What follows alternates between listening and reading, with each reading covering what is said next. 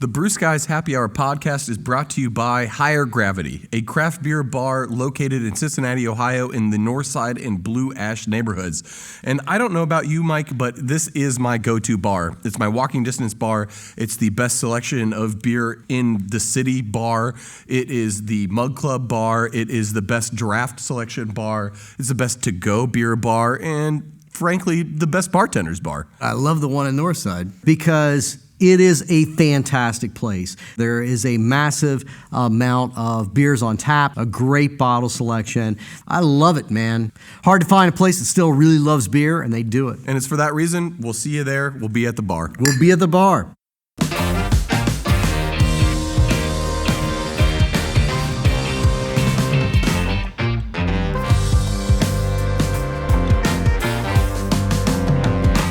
Hello, hello, hello. Welcome to another Brew Skies Happy Hour podcast. My name is Brett Coleman Baker, brewer at Urban Artifact, and host of the Brew Skies podcast with the one and only, the ineffable Michael Morgan. Mike, how the hell are you? You know, despite what you've heard, Brett, I'm much more effable than you think. Honestly, I couldn't define effable, and I don't know if I've been using it right all this time. So, yeah, out there, I'm quite effable. Oh, my God. I can't believe I set you up for that. It's good to see you, brother, and crack a beer at the end of this week. Yeah, cheers to that, my friend. We have a wonderful show lined up for us today, and I can't wait. I need to slough off this bullshit that was this week in the brewery. Slough off is a great... I didn't even know slough was a verb. Well, I'm learning from our producer, Adam. He's teaching me a lot of things that I didn't know were words. Like spleef? I don't know. I don't know what it means still, but he says it. He makes things up. He gets really indignant if we act like they're not real words. Well, let's get the spleef on with this show and talk with our guest today, which is Drew Beecham. If you haven't heard of Drew, he is the Grand Hydrometer of the Maltose Falcons in California, which basically means he is the beer historian for his club, which is important because it's the oldest homebrew club in America. But before we dive right into that, I want to tell you a little bit about what this guy has done because it is a lot. He's written the Everything Homebrewing book, the Everything Hard Cider book, the Homebrewers Journal, Homebrewing All-Stars, Simple Homebrewing, Experimental Homebrewing. He's also written articles for Zymurgy Magazine, Craft Beer and Brewing Magazine, and Beer Advocate. And what's most important to us is that the Maltose Falcons are the first homebrew club in America, correct? Yeah, that's right. They get started in 1974 on Ventura Boulevard, just outside of LA. They've got this clubhouse. It's in the back of a wine shop because when they get started, homebrewing is illegal, but winemaking is legal. So one of their earliest founders, a guy named John Dolmay, had a wine shop, and he starts this homebrew club in the back of it. So these guys become very influential in several different ways. And one is that person by person in California, they're starting to increase knowledge in beer palates. And that's kind of the small scale, but it also expands, not only from that one person to that person's friends, but the model of the home brew club starts to expand across the United States. The grassroots movement began with them. Right. People starting to understand and get better beer. It starts in large part with these guys at this one clubhouse on Ventura Boulevard. The other way is that they go from being people who are just kind of scofflaws to becoming people that are really influential in changing legislation on a state level in California. Lobbyists that aren't crooked. Lobbyists that actually care about what they lobby for. Yeah. Can you imagine that? No, I don't know. No, I can't either. It's like how America's supposed to work or some shit like that. I don't know. Mr. Smith goes to Washington type thing. A democratic republic for the people, by the people. Yeah. Remember that was a thing? Oh, 50 years ago when I wasn't even born yet. Or 6 or 7, maybe even. But in addition to that, they also produce people that really directly help change the face of commercial brewing across the United States. And I think that our guest is going to help us better understand all of those things. And on that note, Drew, thank you very much for joining us today. How are you? Well, as you said, it's Friday, and I don't know about y'all, but this week felt like it's taken about 2 years. Yeah, no doubt. I will second that and drink a beer to it. Yeah. Happy Friday, y'all. So, Drew, am I correct that when you guys got started, homebrewing was entirely illegal in the state of California? Is that right? Yeah, because the rules that undid prohibition, they kind of forgot to put, like a home production of wine and beer. They forgot the and beer part when they made those rules. And so, yeah, you could make wine at home all you wanted, but no beer for you rapscallion. So John Daumé had a wine shop, right?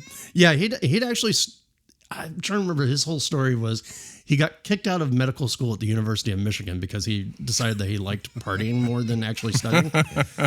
I'm familiar with the concept. Yeah, yeah, and he got involved with I want to say it was Oak Barrel up in Berkeley, and started to learn how to do the winemaking thing and beer making. Moved down to Los Angeles and opened up the shop in 1972, which is the reason why we talk about the club possibly being founded in 1972. Now, what's really amazing is in that whole time, since 1972 to now, he's moved exactly once, and it was across the street because they were knocking down his original building. Yeah, and right now John's his shop is attached to another shop, and it's now being surrounded by like these big transit-oriented communities with retail on the ground floor they're all starting to pop up everywhere. So somehow he's a stalwart and has remained there. Let's go back to the very beginning. And whether it's 72, 73, 74, whatever, you exist for a while, some rascallions, some ne'er-do-wells that are breaking the law out there in California.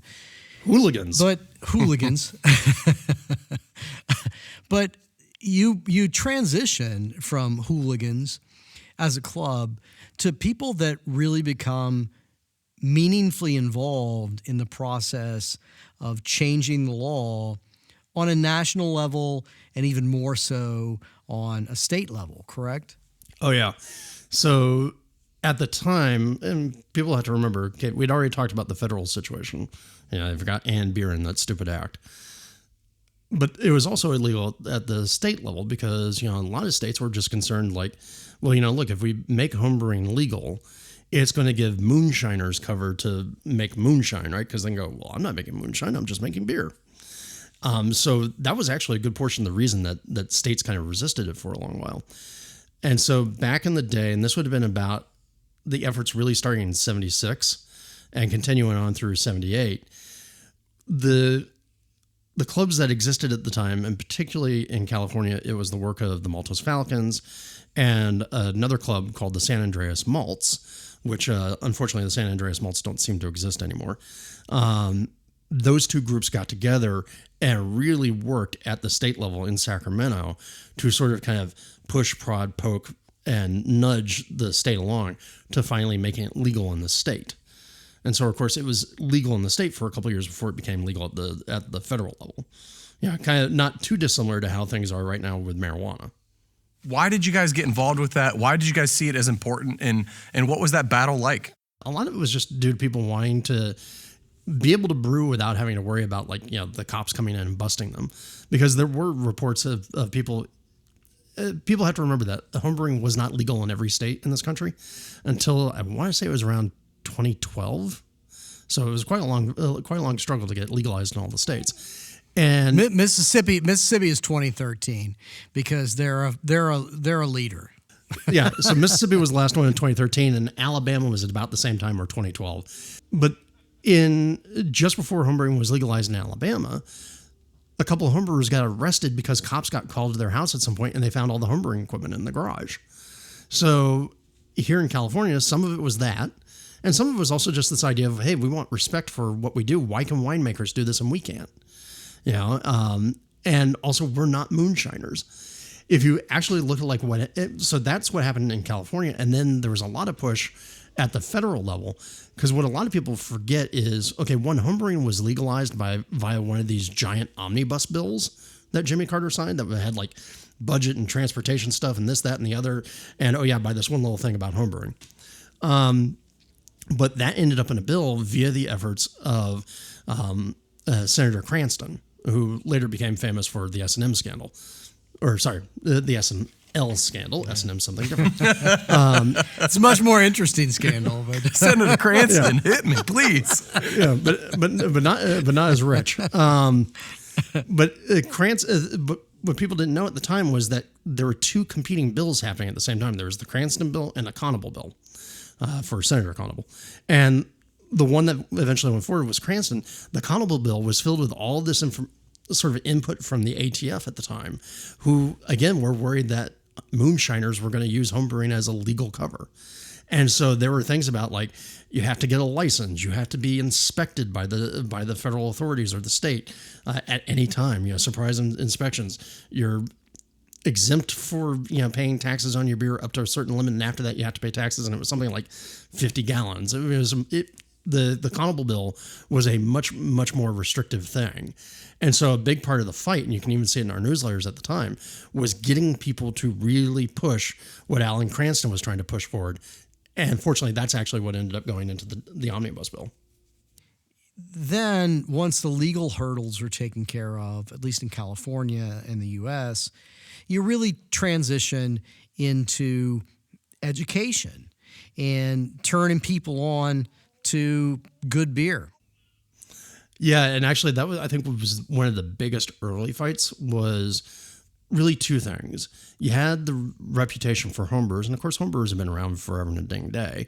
One of my favorite authors, H.L. Mencken, used to trade notes about his making homebrew. Hunter S. Thompson had a very famous photo of him with a carboy of beer in a New York City apartment. But homebrewers had a reputation of being sort of cheapskate alcoholics who just wanted a way to justify their drinking and save money on their beer. Well, that's how I started in college, so I get it. Oh yeah, I mean, look, my very first batch of beer that I made was in, what was that, like 1992, when I was a freshman in college, because hey, I'm a science nerd, I can do this, and it's beer. How was it, Drew? How was that first batch? First batch was actually okay. Wow. Second batch, we do not talk about. But yeah, so like there were really kind of a couple things that the club had to fight in terms of education. One, homebrewers aren't these ne'er-do-wells who are just looking to get drunk. We're people who are passionate about the subject of beer. And two, beer is a subject that you can be passionate about and deserves as much time and study as wine. You know, everybody took wine seriously. Oh yeah, sure. You know, well, unless you were drinking Blue Nun and Riunite. But I mean, people take wine seriously. It has that cachet. So really it was kind of two fronts that a lot of the education was being fought on. Was one, homebrewing is a good thing to do. It's a good thing to explore, and we're not just worthless people. And two, there's a reason that we're passionate about it, and you should be too. That's a really nice way to say we're a bunch of dorks. Yeah, it's very coded right into the middle of all that. I will never deny that. You know. No, I mean, it's hard not to be a dork and get into homebrewing. It's just a fun, wonderful hobby that you can get as weird with as you want. And it's science magic. It is. Yes, that's a great way to put it. It's science magic. And I think what's really interesting about the time frame in the mid to late 70s too is that there is no good beer then. There is no choice. There is basically nothing. It was either homebrew something tasty or just different, or have the same thing from somewhere else. So the fact that you had to focus so hard on education not only helped you guys draw more people in, but it had the side effect of making the craft beer industry possible. Yeah, you stop and you think about it. So in the 70s, really you had Fritz with Anchor, right? I'll bow down to Fritz and keeping Anchor alive. You had New Albion, which was really sort of the prototype for what was going to come and where we're kind of currently at. And then at the very end, Sierra Nevada and Burt Grant. And that was it. I mean, everything else was basically the granddad beer or dad beer or Pabst knockoffs or something like that. And McAuliffe of Albion started homebrewing in England. Well, and that's actually, if I remember correctly, he was a Navy vet, right? Correct. So if you look at how homebrewing gets started here in the U.S., it is one of the weirdest things I think I've ever seen. It's cats and dogs living together because about half the homebrewers were ex-military guys who had discovered good beer while being stationed in Germany or the UK or someplace else in Europe. And then the other half were all these sort of hippy-dippy, crunchy, granola Mother Earth types. And they kind of agreed that, hey, no, we can come together on this. And you see it in the industry. You see it with Jack, but then you go look at the Grossmans. The Grossmans are a bunch of hippies. You go and, Rogue was, a bunch of hippies. You see this all over the place. And it's just really funny to see like that dichotomy in action and producing everything there. And you even see it in the Homebrew Club in the Falcons. There's a photo that we have on our website, and it's a photo of a group of our original founders. And you see, like, of the people who are pictured, half of them look like very straight-laced ex-military or, engineering types, except for the fact that Merlin is wearing a pickle halba. And the other half look like they just stepped off the love train.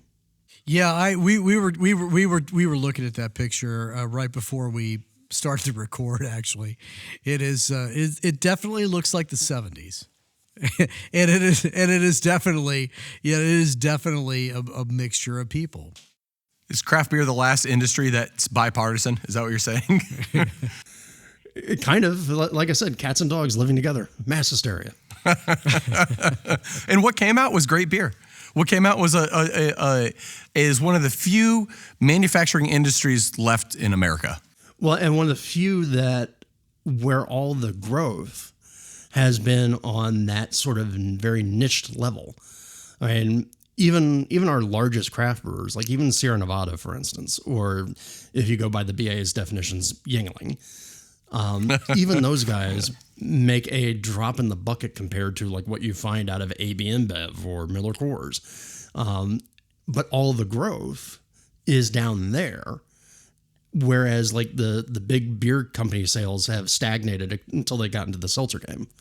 So it's very, very interesting that we're seeing sort of I don't really want to say locavorism because that's sort of a weird term that doesn't really apply, but we are seeing that really large locally driven interest that happens in craft beer as opposed to a lot of other industries. Now, is that something that you think was pushed through the educational drive of the early homebrew clubs? Yeah, I really do, because again, thinking back to the 70s, like every beer that you knew was basically, oh, that's yellow and fizzy and cold. That's good. Except for the occasional spring releases of Bock beer, which of course, as everybody knew at the time, well, that was when the breweries were cleaning out their tanks every spring. Yeah, the bottom of the barrel. And the Bock. Yeah, it's the thick, gross stuff. And the Bock was just made out of the sludge, yeah. Talking about another story that continues to live. But yeah, I got some sludge stories for you that we can share offline. Not true to listeners. No, not even close. But Wink. to Americans who were used to that sort of pale yellow beer, being confronted with a beer that actually had like some color and some malt flavor to it, made it kind of feel thick and syrupy compared to what they knew. And so, yeah, given that was sort of the base of where we were in the 1970s, homebrew clubs leading to the founding of these breweries led to all this education. I mean, it's really been interesting. When I started in the hobby, which was in 1999, a lot of the early work that I did when I was talking to people was doing that sort of educational stuff, talking about, oh, well, this is what an IPA is. This is what's a porter. This is what's a stout. And that used to be a conversation I had a lot. I had a lot of like teaching people that. And these days, it's not that now. It's literally digging into, the beer equivalent of, well, that's what this particular wine label means when it's talking about an appellation from Bordeaux and it's this grape. The beer conversations have shifted into that direction, which is nice, I think.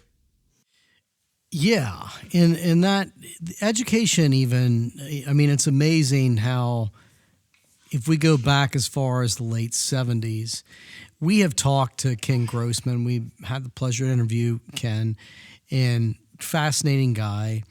We really kind of reached the conclusion with Ken that Ken is in a way, Sierra Nevada Pale Ale is in a way the first real American beer, American craft beer. Because it's the first time, it's not the first one that's made. I mean, Fritz came before and Jack McAuliffe came before. But for the first time with Sierra Nevada, you're seeing a beer that's using these new hops that are being grown in the West Coast. And, you're seeing this style of beer that is, it's traditional. It's a pale ale in terms of technical style. But it's different in the sense that it's hopped way above and way crazier than you're ever going to see come out of an English pale. So there seems to be this combination of things that are happening, in the late 70s, the early 80s, where you're seeing education combine with invention and creation and sort of a development of a new American style. So by the time you get to 1999, when you start to brew, we're still going through that process of sort of, I think, defining what constitutes not only, we know what constitutes traditional beer styles, and I think that you have to start with that to understand beer, to understand how to enjoy it, to like it, to make it. But we're also kind of still working on what's an American beer. Is that's my theory. That's a bunch of bullshit that I just made up. Is what I'm saying. So, well, it's good, but stop and think about it. Like back when Sierra Nevada was starting, the new hype hop was Cascade. Right. And that radical. That was brand. I know, and it really was. I'd argue it's still the only hop that matters. Oh, well, no, not these days. I mean, come on. Don't you know every IPA has to have some sort of combination of Citra, Galaxy, and Mosaic in it? Yeah, that's true. Cascade's the best. Cascade's my fave. Old man Brett. There you go. Hey, there's nothing wrong with a good Cascade beer. You know what I think is interesting on the back of that, Mike, is that, you say it's the first American style, but, I'd argue that American lager is the original craft beer. The American craft beer. And it was so good and it exuded so much American exceptionalism at the time that it literally just beat everything out and just dominated the way it did. I'd argue that it's the same thing. It's just, it was the IPA of then, and then it dominated, and then it helped that Prohibition just cut everything else out. Then Prohibition just destroyed everything. And then that was the only thing to make it through to the other side. If we had Prohibition next year, the only thing that's going to make it through 5 years later is going to be IPA. Everything else is going to go away. So if anything, I'd say American craft beer existed before Prohibition. It created the American lager. Everything else got killed off. American lager came back after Prohibition and then just beat everything to a pulp. And then monopolies and bullshit business practices of the 30s, 40s, 50s, 60s, 70s crushed everything. And then there was basically what became the American Light Lager turned into a blank canvas that got created into the American Pale Ale. And then from there, boom, through the education of the Maltose Falcons and everything else. So anyway, I just wanted to match bullshit with bullshit here. The palate gets broader. Well, it's wider. Yes. Well, I think the big thing is that very much craft beer and homebrewing is still very much in line with a lot of the response that we saw in the food market to the sort of the homogenization and blanditization of food. So like where the 1950s, suddenly it was like the height of luxury to have a hungry man dinner, but everything kind of just tasted bland and salty. That's very much what happened. I'm a hungry man, not a tasty man, God damn it. Yeah, exactly. But I mean, that's exactly the same thing that happened with those big breweries. I mean, the American Light Lager started as a response to the fact that American barley was crap. And they needed to figure a way to make clear, tasty beer out of it. And that's how that starts. And then, yeah, you're right. It then evolves post-World War II to, it is now pablum, just like the rest of our food stuff. And then when we get into the 70s, people go, that's kind of boring. Can we do something different? you have two different things that's going on with early craft beer, and you've brought both of them up. The first is that, at least for a while, I don't know that it's even still true today after you're done with the equipment and supplies, but homebrewing was a way to drink cheaply. It was like prison wine, right? I mean, you could make, it wasn't necessarily good, but it was cheap. But then, there's also the striving for, we can do better. We can make better beers. We can make beers that are more like traditional European styles, that are more flavorful. How do you think that whole thing starts to emerge? What does it mean? And how does it help kind of change commercial brewing? Yeah, so I think the way it changed is very largely, so you had sort of the return to earth, do things yourself sort of ethos of a lot of the hippie movement. And that's part of it. But where you're getting to where the quality comes in is into those ex-military guys. Because in the Falcons, what I can see when I look back through the newsletters, and I have scanned newsletters that go back to 1977, the very first ones are all written by Merlin. And Merlin Ehlert was the founder of the club. He was ex-military, worked as an electrician here, a lineman here in LA. And he really loved those German lagers that he had while he was stationed in Germany. And if you read those early newsletters when he's the one writing everything, you can tell he's taking this very, very seriously. He's drawing in by hand into something that's going to be mimeographed. Everybody remember ditto machines? Yep. I have no idea what any of those words are you just said. I do, Drew. But he's hand drawing on these documents, like starch trees to demonstrate how amylopectin and amylase work, and all the different starch forms. He's talking about temperature graphs and showing like how to do a nomograph and how to actually track. So even back then, bringing that precision in, which is of course very Germanic in a way, right? This is what beer is. But bringing that in and actually sort of enforcing that sort of idea, no, we can take this very seriously and we can do this quality. And you see that continuing on in those newsletters. After Merlin had passed away, other people picking up the mantle of like, okay, well, let's try and understand some of the science, going and looking at the professional resources that are out there, people coming into the club. It was always hyped when new members joined the club and they were microbiologists. Because at the time, the dried yeast that we had our hands on were terrible, and they were contaminated with lactobacillus and pediococcus damnosus, which, by the way, is also one of my favorite things to ever say in terms of a microbe. Pediococcus damnosus. Well, there's two curse words in there. It's great. I know, right? And these microbiologists came in and they started running a yeast bank in our club, so we'd have pure strains of yeast. And we see that going on where even now, like there was a very famous yeast company called Brewtech that was started by one of our members, Dr. Mary Beth Rains. And she's put out like all these wonderful scientific papers that to help people understand like this is what you do to actually make good beer. And so it was really interesting to see all that stuff early on. And I think that's where that genesis of this doesn't have to suck. This doesn't just have to be, some malt extract and some sugar that you boiled and threw into a crock pot, dumped some fresh yeast into and covered with cheesecloth, like what my grandfather used to make. My mom always complained that her clothes when she was in high school smelled like yeast. But it doesn't have to be that. It can actually be something good and drinkable and something enjoyable and something worth trying to iterate on to make even better. So I think a lot of that comes from that push-pull of let's be creative, let's be fun, let's do things ourselves and kind of return back to our roots that you get from the hippie side of things. And then that very sort of military-esque precision and no, we got to make this better. How do we do this better? Well, that's a good lesson learned for any would-be brewers too, is that you can do anything you want as far as malt and hops go. If you nail that micro and that yeast fermentation, you're going to get a good beer, even if your hops or malt is some extract and out of a can, pre-mixed stuff. You can make decent beer with good yeast.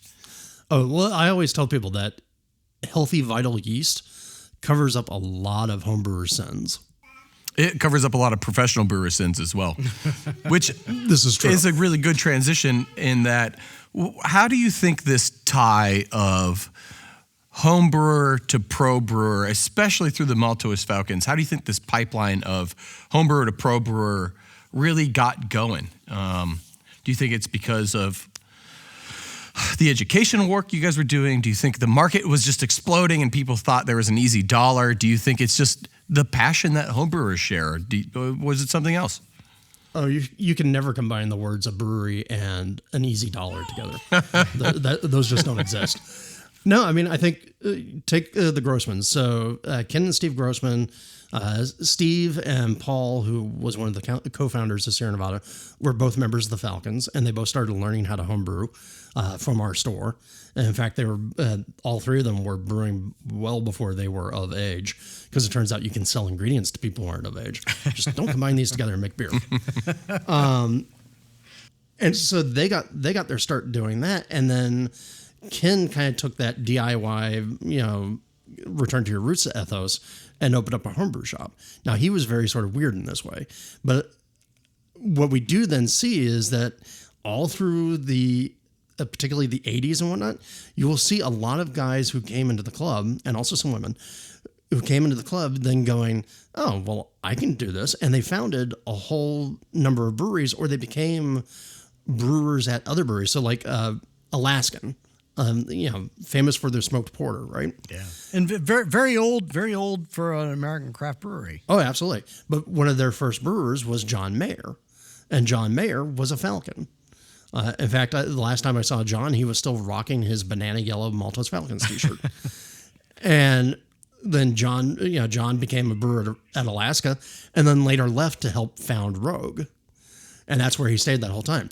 So we see a lot of these early homebrewers getting that itch and doing what I think every homebrewer does at some point in time until they actually talk sense to themselves, which is, well, this is a really great hobby and I'm really good at this and I really like doing this. I should do this for a living. Right. which usually turns out poorly, but not always. Yeah, it's a pretty good way to kill your passion in a hobby.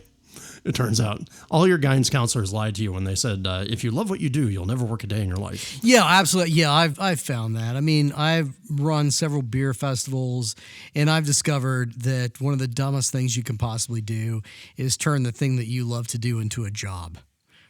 It takes all the joy out of it.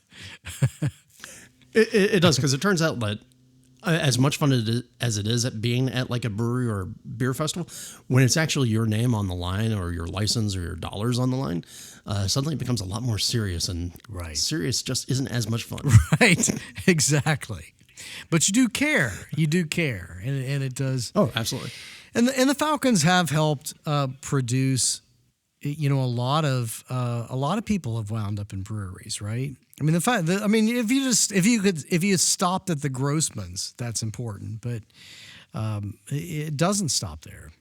Right. No, you got like folks like, I had mentioned John Mayer, for instance, right? Hard to get bigger than that. You had Rodney Morris, who did a whole bunch of stuff around the country for homebrewing, and then actually eventually became a cheesemaker, which I thought was interesting. Fritz Maytag. Fritz Maytag is doing that now. It's making cheese. Hey, why not? Yeah. But you got like, particularly in the 80s and the 90s, there's like a giant list of people who went into the craft brewing world.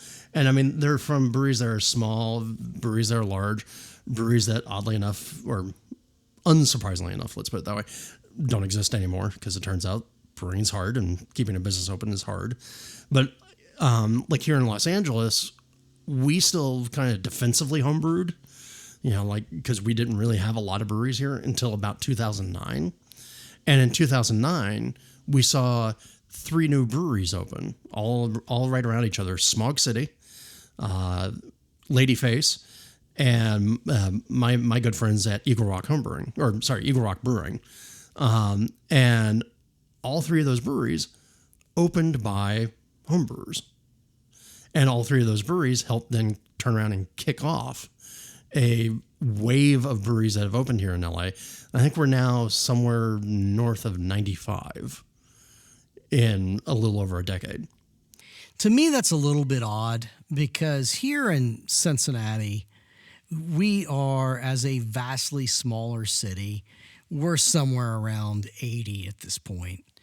And it's kind of weird to me that California is really the birthplace of the American craft beer movement. But LA and San Diego, very well known now for craft as well. But both LA and San Diego seem to be kind of oddly late to the game to me for sort of being ground zero. Well, I wouldn't include San Diego in there because San Diego's had a lot of breweries for a long period of time. I just remember when I started homebrewing here in California, in LA, I looked and I went, okay, you got good breweries in San Diego, you got good breweries in San Francisco, you got good breweries in Portland, you got good breweries in Seattle. What are we doing wrong? Every major metropolitan area on the West Coast except for us. And really, I think it came down to a number of factors, one of which was there's a lot of driving you have to do here in LA. Real estate is really expensive, and breweries don't make that much in terms of margins. And then also, I think there was a sort of a snobbery, and LA was kind of more of a wine and cocktail town. Yeah. And a cheap beer town. You know, because of course we have our Budweiser plant over there in Van Nuys. We had what used to be a Miller plant over in Irwindale. We had lots of good, cheap beer here.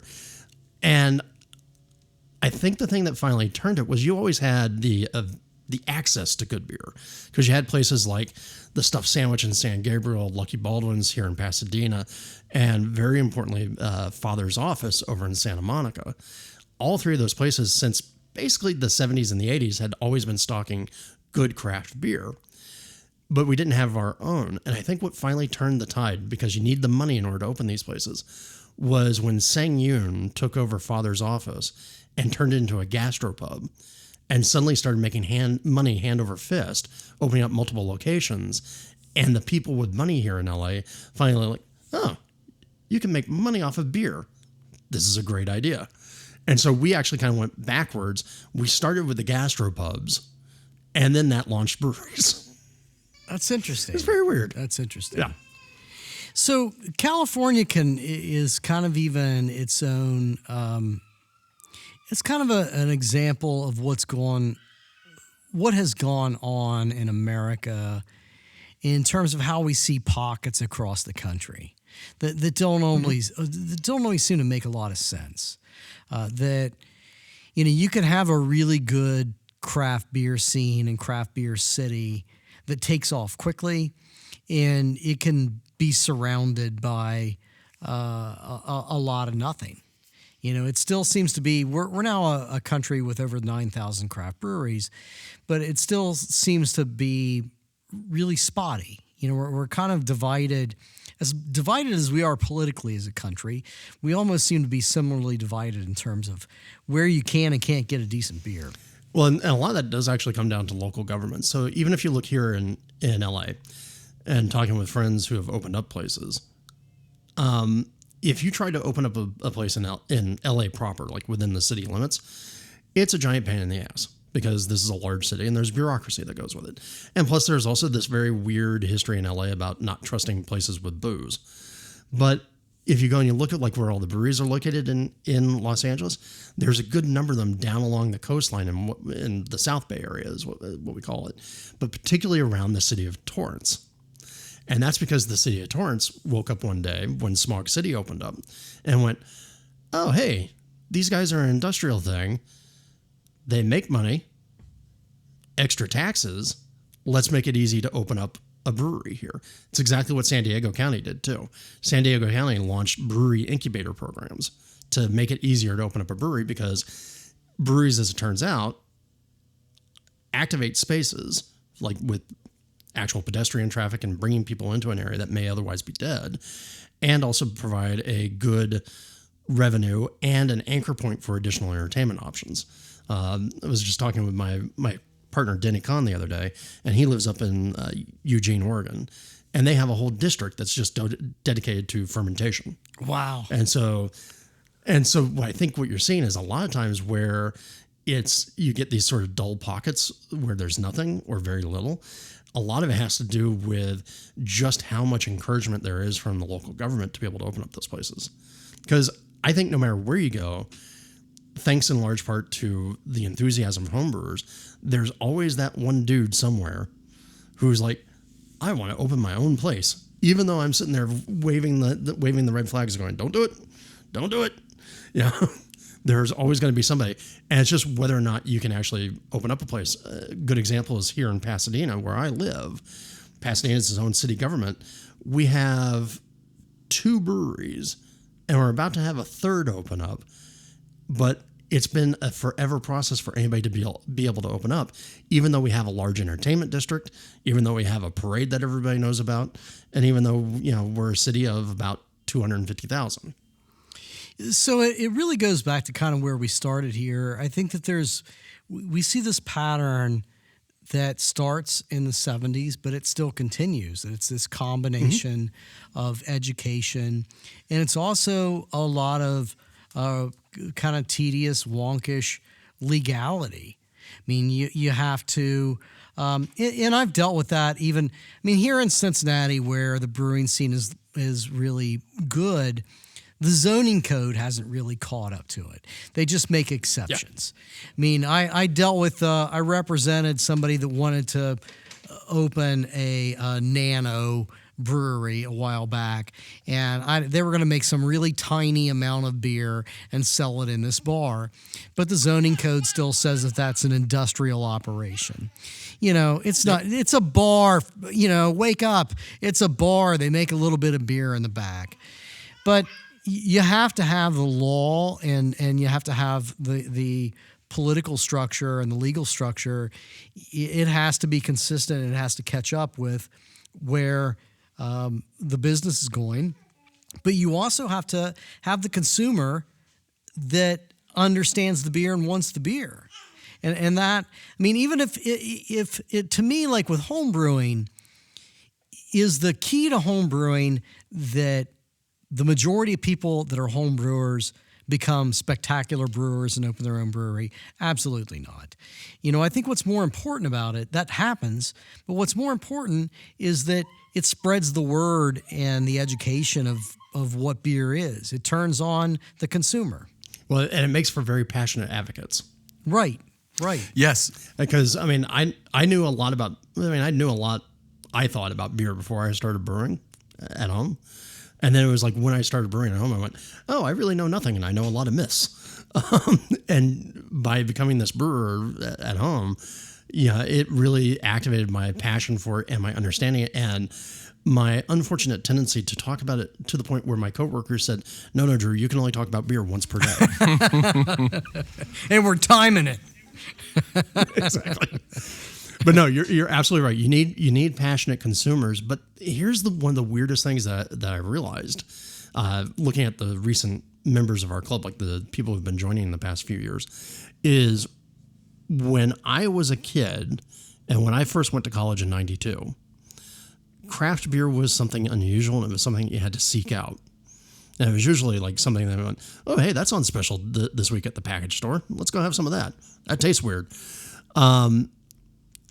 Craft beer wasn't something that you could expect. And the fact I was going to school in Boston meant, well, once I got my taste for it, well, at least I could always find Guinness and I could always find Sam Adams on tap. And that was just something I knew. It was like if I was going to go to a bar, more than likely I'd have to hunt for some sort of beer option. Folks today, like particularly the generation of people who are now in their 20s, they've never had that problem. Like the idea of having good beer with flavor, has just always been background radiation. Well, the problem, it's always been the problem for that generation is that it's their dad's drink and it's not cool anymore. It's not an issue of scarcity. It's an issue of just straight coolness, in my opinion. Well, which is, I think, part of the reason why we start to see the rise of things like, say, pastry stout, or we start to see all the hazy IPAs, for instance, and all that hype market. I think whoever in the brewing industry first really started to take lessons from how the sneaker game works, you know, in terms of building hype and getting people's passion with it, whoever that person is, probably should be simultaneously given a medal and taken out back and shot. Yes. I was going to say, so we have the sneaker industry to blame for this. Good. That's good. I will at least definitely agree with the second part of that. Yeah, well, I mean, I see parallels in it. It's just funny to me to see how that both of those are very hype driven things, and both of those hype driven markets are a thing I don't understand. But then again, I'm kind of the wrong generation to get that now. Yeah, I'll tell you what. I wish there was a little bit more commingling of home brewing and pro brewing. There was. It seems like things have kind of. It's not we brew what we want to brew anymore, like Founder's old saying, or we brew what is good. It's we brew what needs to bring in money, which is often very short-sighted. And you saying what you just said reminds me of a story that I feel very proud of.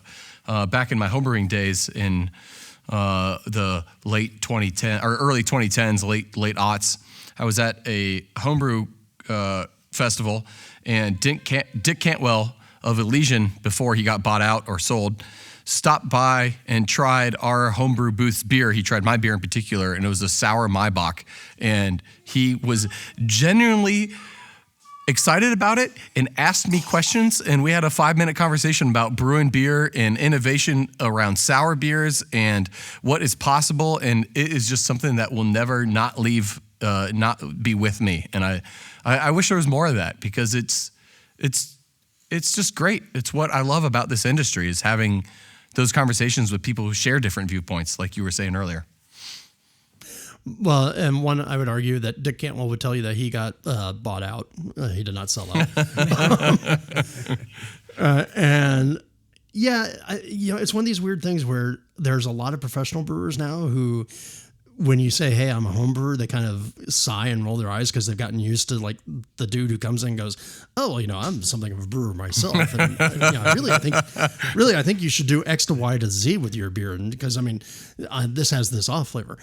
So very important lesson for homebrewers in general. If you're going into a brewery, follow the great rule of the internet, which is don't be a dick. Yeah, Drew, that is absolutely the case. Words to live by, if I've ever heard them myself, which I don't know. Being with Mike, I hear words a lot. I don't know how many. I tell you to not be a dick all the time. I try to listen. It's hard.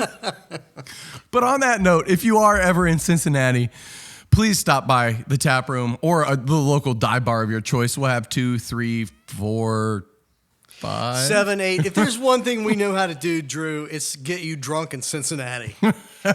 Awesome. Yeah, Cincinnati is a great town, so it's always a welcome idea. Thanks, Drew. That was a great interview, and I can't wait to break it down. But before we do that, let's hear a word from the people that help make this podcast happen. And that actually includes you out there listening. So don't forget to like and subscribe, because it does matter. Thanks.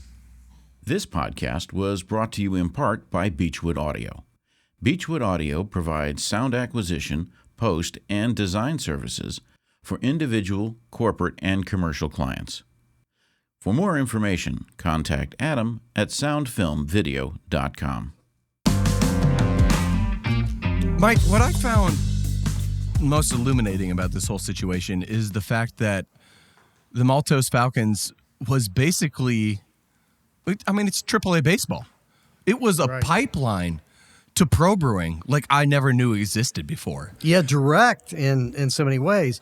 I kind of got the indirect aspects, but I didn't fully appreciate how many people actually came directly out of the Maltose Falcons and helped change beer. They not only helped change beer, they were the change. You're right. They were able to produce people with the knowledge that they needed to spend literally hundreds of thousands of dollars, if not millions, on making good beer for America. Yeah, and you look at John Mayer, also a member of the Falcons. He goes to start the Alaska brewery. Those guys start in 1986. They still make, we have sat here in the studio and drank their smoked porter. Still a really good beer, especially in the winter. That's a delicious beer. But he starts the Alaska brewery. He then goes in 86. He then goes to start Rogue in 1988. And Rogue, also incredibly influential. Yes, highly. You know, it really reminds me of everything that I appreciate about not only, grade school education and sports, but just the fact that you need to teach people early. You need to make a pipeline. That's the point here. Like, that's what makes football in America so wonderful. It's because in grade school, we're like, hey, kids, you want to play football? Here's a bunch of resources to do it. Hey, you want to do this sport or that sport? Here's a huge pipeline that you can spend your whole life getting into. So by the time you're an adult and of age to be on your own, you're going to be awesome at it. And that's what basically homebrewing was. Is like, instead of starting though when you're 6 or whatever, you start when you're 21 because obviously that's the legal age, and no sooner should you homebrew. Wink, wink. Right, but I mean, Grossman was starting before then, and Right. you can legally make beer, and we have had some of those people locally actually, that are commercial brewers that started making beer when they were minors with parental consent. I remember being deep in the coal mines of Appalachia making my first homebrew batch. Was that how it started? Yeah, I was also a miner. Coal miners. I was also a miner. But, from the pipeline, what I also found was really interesting was this juxtaposition of who homebrewers were. And it caused me to start to think about kind of the mixture of who craft brewers are that we know today. I mean, even on a regional basis, there is this craft beer has taken up this kind of largely liberal kind of It's taken a socially hipster. liberal bent, for sure. It's taken a socially liberal bent, but that does not classify everybody that is actually running a craft brewery. Well, that's the beauty of home brewing and brewing's history, is that modern history at least, is that it was this huge cross-section of America.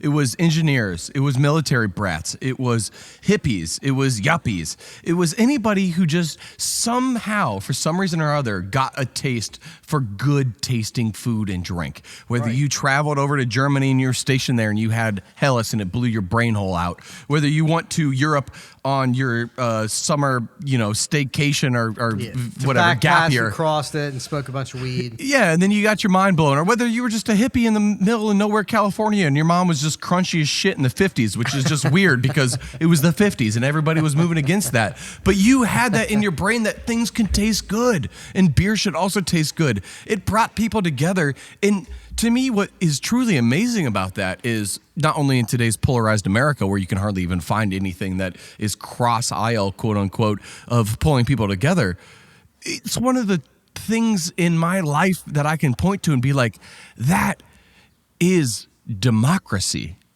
These people had a belief that this was the right thing for our country, the right thing for our people, and this shouldn't be illegal. Get out of my way. Let me make homebrew. And they pushed for it and they did it. And it's wonderful. It was a time when we could agree on the need to change the system, and we could learn from each other, even if we had fundamental disagreements. I mean, that combination of military people and hippies. I mean, we look at, like, McAuliffe was ex-military, and he learned to homebrew in England. And Fritz Maytag, definitely not a hippie. Look, I don't know Fritz, but he definitely kicked a hippie in San Francisco before. Absolutely. He's absolutely kicked a hippie in the 70s in San Francisco. He might have done it last week. I think he verbally kicked me multiple times. He did it. I loved it. I mean, me too. Kick me more, Daddy. So this combination, I mean, beer is this combination of science and art. And I have learned from you better than anybody, I think, that there can be both of those aspects in a great beer. But if your beer is just art, then it's random and it's probably shit. And if it's just science, Soulless. yeah, it can be great, but it's soulless. So you need both of those things, and that really that's American beer, man. It's that combination of hippies and engineers and math and science people and military people, precision people. That's kind of combined- America. It's drive and Yeah. irreverence mixed together. It's Yeah. independent mixed with American ingenuity. It is what I love about America is the manufacturing spirit. And it's what I hate so much about modern America is that we devalue that so much in a way that it's just disheartening. What making things. Yes, let's own what we do because that is great. And I'm not saying anything nationalist or any other stupid shit. What I'm just saying is that there is something special about having American craft beer made by Americans with what makes us America. And that's also why I love Belgian beer and why I love German beer and why I love British beer and why I love any beer from not America is because they make it with their traditions and their history. And what I love about craft beer in America is we need our traditions and our history for beer. And let's go and strike out on our own. And that's what homebrewing did. And that's what homebrewing helped legalize. And then that's what homebrewing helped create the pipeline of, was people getting from homebrew into pro brew and then across the masses. It probably is the most beautiful personification of what we can kind of define as Americanism and the American dream. And what's depressing about the moment is that we're so divided into different camps that it's hard to learn from each other the things that we have to teach coming from different perspectives. And, that's problematic. You're right. I've hated bald people for my entire life. Yeah. But you can't trust them. Bald people and short people, really. Well, So that's the which thing, gives though, me- is I met you, Mike, and I realized bald people aren't anything to be afraid of. And in fact, I'm becoming bald by the day. It's actually not true. Be afraid. Be very afraid. What I've learned actually most recently is that babies terrify me. And if you've heard... babies have always terrified me. If you've heard the screaming in the background, that is my child, and she is yelling at me vociferously because I will be punished later with a dirty diaper and an angry child while I try to put her to bed. It's interesting to look back on that history of homebrewing, and it looks really innocuous. And I don't think people cared so much at the time. It was the 70s. There were bigger problems. But I think it's also important to understand, and, as an attorney, I sometimes forget that there's a whole lot of this country right now that has lacked a solid civics education and doesn't fully get what it means for something to be legalized on a state level and not on a federal level. And federal law always trumps state law. So when we think about like marijuana legalization today, it's like this homebrewing thing. They legalized homebrewing in California prior to when it was legal on a federal level, which meant that it was still illegal. You could have still theoretically been raided by the ATF? ATF probably at the time. That's the same situation that's going on today with marijuana. I mean, can you imagine today, Brett, if running a craft brewery was something that you did that was only legal on a state level but not legal on a federal level? Well, I wouldn't do it if that was the case. Yeah. It's just, yeah. But a lot of people are putting a lot of money and building a lot of fortunes on doing the same thing in marijuana. Well, a lot of people are going to lose a lot of fortunes because of that. They could. I mean, that's why those guys were so revolutionary. I mean, they were the first.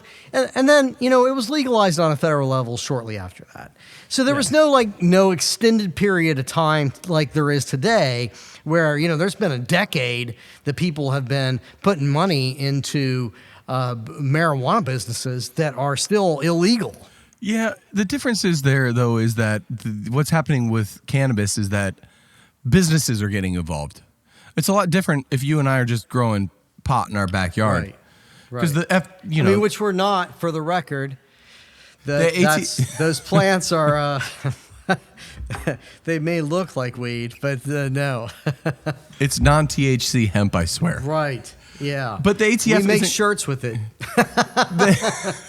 The ATF's not coming in to bust us, though, on the homebrew or home grower level. Right. But that's the difference. No one was opening up breweries in 1975 when it was legal in California and not federally. But people are opening up shops selling THC when it's not legally federally yet. So this is a huge difference, and I'm actually excited to see how it's going to develop. But this level of like people learning from the past and then just jumping to the conclusion, and then big business getting involved and plowing money into it, it's not even giving a chance for upstarts to have cannabis growing clubs. Right. So we're skipping a whole step here. So Right. there's similarities, but there's also differences. And Wild differences. And I'm excited to see which direction it takes. They are radically different, but what those guys were doing back in the 70s kind of sets the stage not only for the craft beer scene, but what we're doing with cannabis today. And there are radical differences, but it's Drugs is drugs. yeah, right. And enjoying drugs, and good drugs are good drugs. I enjoy good drugs. Well, cheers to that. Cheers to Drew. Thank you Cheers all to the for a Maltose Falcons. wonderful Friday. Thanks for what you guys did for us.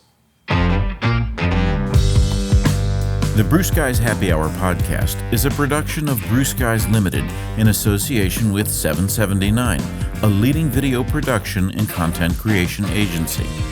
With over a decade of experience, 779 works with a wide range of clients, from global brands to boutique startups to mom and pop shops. Visit 779video.com for more information. That's the numbers 779video.com. This episode was edited by Dan Fennessy, who is also our executive producer. This podcast was engineered by Adam Rabinowitz. Thanks for listening.